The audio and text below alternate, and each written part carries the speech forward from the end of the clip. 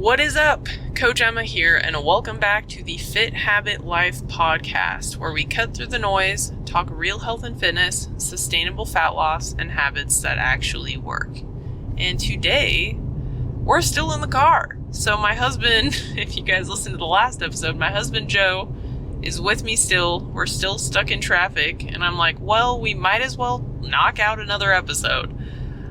So in this one, we're going to talk about what is wrong with Joe, what is wrong with my husband. So I'll allow him to kind of like introduce himself, and then we'll just go on from there. She'll allow me. Oh my goodness. Well, ladies and gentlemen, this is Fit Habit Joe. And like Emma mentioned, we're coming to you from the studio, which is a car going down 580 in beautiful, sunny California. For those of you who don't know me, my name's Joe, and I'm Emma's husband. Yeah, that was a short intro, but I guess that's what I asked. Okay, so anyway, for those who've been listening to my podcast, or who follow me on social media, or who know me in real life, you probably know that my husband has been having health issues. And I think it's very relatable for a lot of people, his story and what we've been going through. So I figured we should talk about it, share how we actually figured out what's going on with him. Because there's a lot of people with symptoms that aren't normal, that are told are normal by the traditional medical system, and it's just not fun when you're going through that and you don't know what's going on. So anyway, I'll let him kind of go on into his background of what's been going on, Joe. All right, so I've been dealing with this particular issue, I believe, for most of my life. As a little kid, I can never remember waking up feeling refreshed. I was always sort of, not sleepy. I was always a little bit worn out. I didn't really like doing active stuff, partly because of that, and partly because I thought it was boring. That's sort of another manifestation of this issue is pretty significant attention deficit disorder. But for me, that manifested itself in the inattentive mode, meaning it was more exciting for my brain to sort of zone out and daydream than it was to focus on things. And the only thing that could keep me focused is if I was, very desperate to do something. Like for most of my life, I was desperate to do well in school. So that's what I did. It was still hard for me to focus, but it was easier than it became once I got to high school. But anyway, so we've got chronic fatigue going on. So I thought, okay, well, I might have a sleep issue. So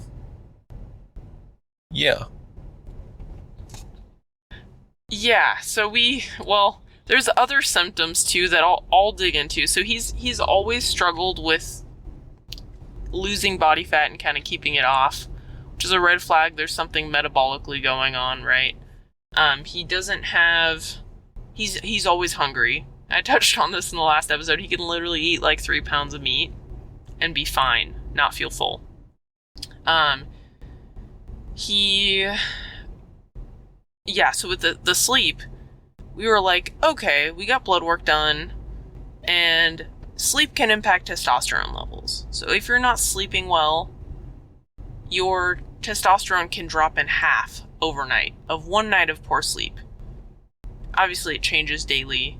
So, like, you get back onto your sleep routine, your sleep should get better. So we looked at the labs, it's like, well, obviously it's sleep. He's waking up chronically fatigued every day. We go to a doctor and they're like, whoa, one of your nostrils is like fully closed. And he has these allergies. So we're like, well, that's why he can't breathe through his nose, because one of his nostrils his severely deviated, not nostrils, the septum, his septum. So basically, he can't breathe through one of his nostrils. So he went through this whole like surgery, got a septoplasty, whatever. And still, his sleep wasn't good. So we're like, okay, maybe there's something else going on. His dad's got like some sort of sleep apnea that's not, it's like the brain just stops breathing. And so that could be genetic.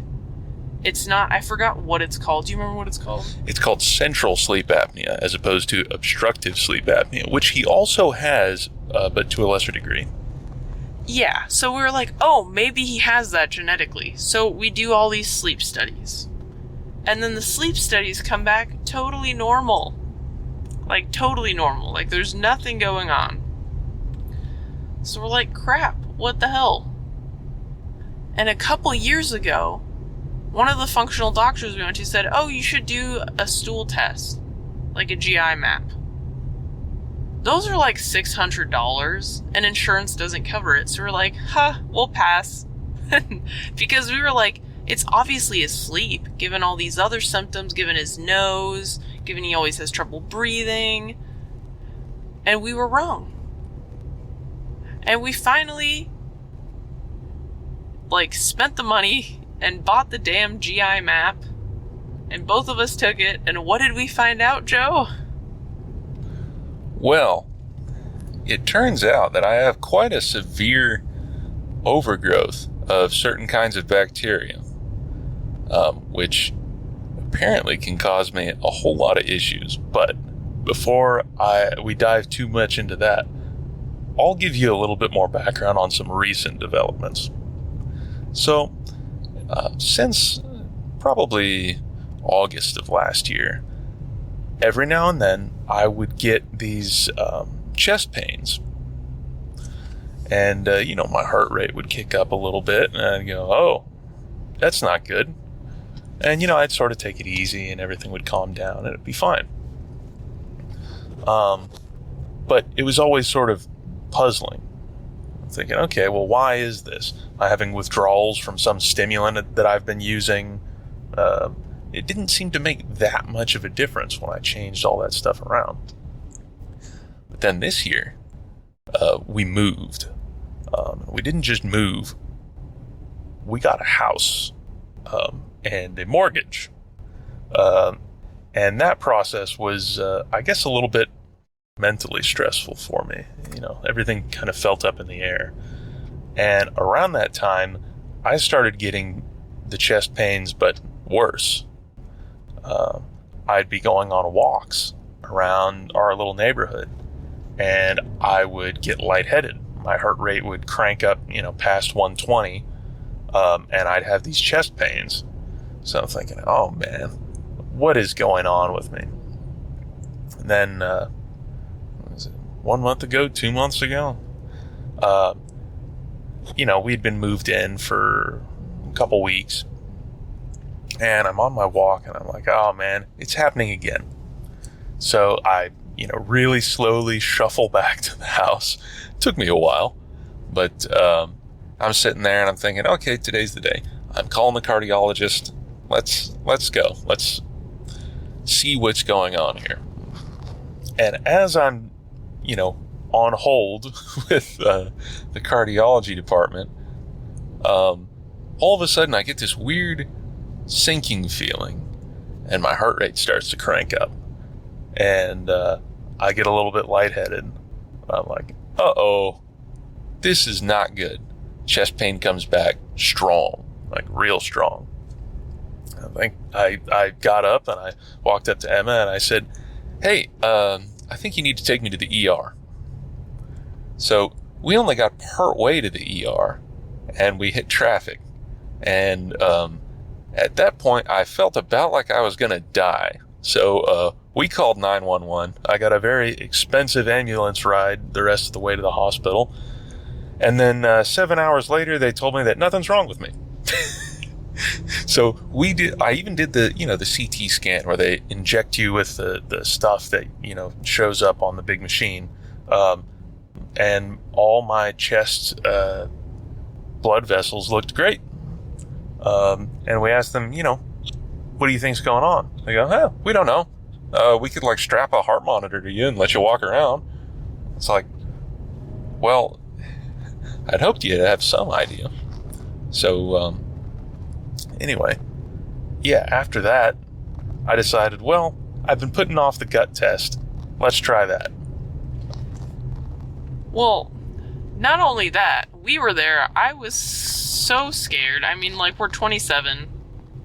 I have to call the ambulance. My husband's like, I'm gonna die. I'm having a heart attack. He failed to mention that his dad has had 2 heart attacks. And in January, his heart stopped and he was resuscitated in the emergency room.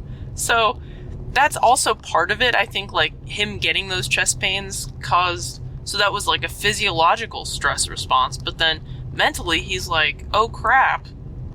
Like, what if I have chest problems and all this stuff? Anyway, so I think that was kind of the cycle.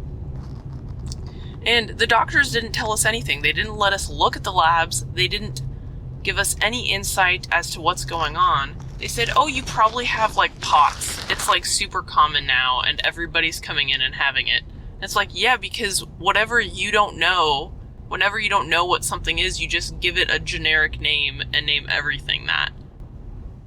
But thankfully, because I'm a health coach and I have friends who are health coaches, shout out to Coach Laura, I asked some buddies of mine and she's like, yeah, it's just a physiological stress response, because stress can cause electrolyte imbalances, which can cause muscle contractions and pains. So anyway, so that's what was happening. And then we're like, well, what the hell is going on then? And we didn't think about the gut test until I spoke to my coach about my husband. And he's like, dude, it's his gut. And I'm like, what? And he's like, yeah. And I'm like, okay. And he's like, I can order you guys GI maps. You probably have gut issues too, which is true. I do. So we both took it. And it was terrible. Don't recommend unless you really, nothing else. You have to poop and then play with it and put it in a tube and ship it. So it's not a fun experience. But it gave us the insight to what was actually going on, thankfully. So I'm glad that we did it. And thankfully this one was $450 instead of $600. I don't know if it was through a different provider or whatever, but I remember the other one being very, very expensive. So anyway, we did it. We did the tests, and we both have gut dysbiosis. Just his is like way worse. We have the same overgrowth of bad bacteria, undergrowth of good bacteria. His is just like 10x worse than mine. And his body does not produce enough digestive enzymes, which is why he's hungry all the time. So that was kind of cool. I'm like, okay, now I don't have to buy as much food. No, I'm just kidding. But anyway, so when he started supplementing with those digestive enzymes, he was actually getting more energy from food and he was starting to feel a little bit better. The rough part is about the gut protocol that we're doing. What's happening is we're taking antimicrobials. And so what that does is it kills off crap that's in our tummy. And so it makes us feel really bad because our body has to detox it. So you can have like brain fog symptoms. You can feel kind of fatigued and crappy. And so he had like a little bit of energy the first day or two, and then he started to feel normal-ish again. But it's working. Like, the process is working. It's just part of it. And because his is so much worse than mine, it's going to take longer to get rid of that overgrowth. But anyway, stress can do crazy things. And so hoping that this will, like, if you guys have any family members that are going through similar things or that have experienced some of these symptoms and don't know what it is because none of the doctors actually gave you any insight to what it could be because they didn't know, or if you're experiencing any symptoms like this, then maybe it's time you get tested or you work with a health coach that actually knows what they're talking about and can actually help you diagnose what the root cause of your problem is. And I just want to point out that the reason why that we didn't immediately think, oh, it must be a gut issue, is my gut lining is apparently totally fine. So I don't have any sort of irritation or anything. I can put down multiple cans of beans in a day and feel totally fine. So there's a lot of moving parts. So, I mean, hey, do your homework, work with a coach and or a functional doctor, and make sure that you have all the data that you need to actively make that call. But yeah, it can sneak up on you for sure. Yeah, and that was thank you for pointing that out, honey, because for me, like, I've always had, like, gut issues or, like, specific foods I can't eat. And so, oftentimes, people think people with gut issues, it's like, oh, they eat food and they have bloating or gas or something. It's like, no, gut issues can manifest in all sorts of different ways. And his were not the normal ways. Because, as I said, like, a lot of his issues we could have pinpointed them to sleep, or to low testosterone, or to,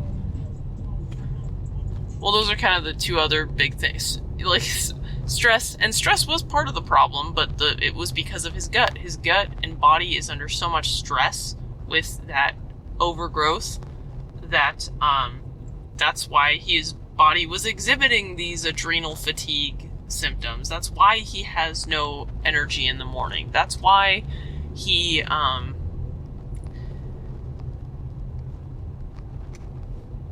has brain fog, and that's why he has a dopamine issue, because of his body is always in a stressed state. So anyway, if your lifestyle, so another thing I should have touched on more is our lifestyle is very good. We eat primarily whole foods. We walk daily. We strength train until recently. That's something I'm going to touch on after this. We strength train. We have a sleep routine. We get 8 hours of sleep a night. We stay hydrated. We manage our stress well. We go to social gatherings. We hang out with people. Like, we live a healthy lifestyle. We don't drink hardly any alcohol. So it's like, in theory, we should be healthy. So if you aren't doing those things, you don't need to do any testing yet. You don't need to diagnose what issue you have. You probably have a gut issue. You probably have a hormone imbalance, because your lifestyle is not conducive to good health. That being said, if you are doing those things and you're still exhibiting symptoms, get tested. Please, don't try random parasite protocols. Don't try random supplements. Get some labs done first, like blood labs. Get your hormones tested. Look at your CMP and CBC. Look at your thyroid function. And then, only then, after you've run those, then you go and get the fancy GI map. Because a lot of things can be done through blood work. But anyway, I wanted to touch on the strength training thing too, because, so my husband hasn't been exercising, and it's because he's been active, he's been going on walks, but strength training is a stress. And since his body is under chronic stress, adding another stress, his body cannot adapt adequately to it, and so it would be too taxing on his body. And so, in most cases, everybody should be strength training, but there are some few cases where you gotta heal that root cause problem before getting back to it. So anyway, I just wanted to touch on that. Went on another rant. But anyway, anything you want to leave the audience with, Joe? Yes, absolutely. So, for everybody out there who thinks they might have an issue, or if you're just having some kind of a symptom, be proactive about it. Trust me. You do not want to wait till you're desperate. Because I got really lucky in that the particular issue that I have, even now that it's as bad as it is, there's still an obvious way out. Certain chronic health issues, if you let them get really bad, it's a lot more complicated to get out of them. So please, get your lifestyle dialed in. If you don't know how to do that, or what you've tried isn't working, work with a coach, work with a functional doctor. Get that dialed in before. Because, I mean, like Emma was saying, we're 27. Before this, I was getting up to the point where I was, pulling 315 in deadlifts for reps easily. I was overhead pressing like 145, which I know for all you meatheads out there, that's not that much for somebody my size. But for me, it felt like I was huge. I was killing it. But man, now it's like I can't do anything. I can barely go on a walk at a spirited pace without, getting we determined that the chest pains were basically a panic attack. The chest pains and elevated heart rate, or at least that's how I understand it. And now bear in mind, that's not a psychologically originating panic attack. That's a physiologically originating panic attack. It's ridiculous. So yeah, be proactive out there, guys. And I know it's hard. I know everybody's got a lot going on, but if you don't, you may very well regret it. Yeah, you only have one problem when you have a health problem, so don't wait. Don't wait till it's at that point, because now that's kind of where we're at. So anyway, that was a great thing to leave the audience with. So on that note, if you are experiencing symptoms and you need some guidance and some help, I am a functional nutrition and fitness coach. I can help you. I offer a free consultation. I will at least give you some insight to what tests you should be running and what might be going on with you and where you should move forward. So if you are experiencing any weird symptoms, please don't hesitate to reach out. And if you enjoy listening to this podcast and you think there's somebody in your life who could benefit from hearing my husband's story and what's wrong with him, please share this podcast. Rate the show on whatever app you're listening to it on, and subscribe, because that helps me get in front of more people. So anyway, on that note, I'll see you in the next one.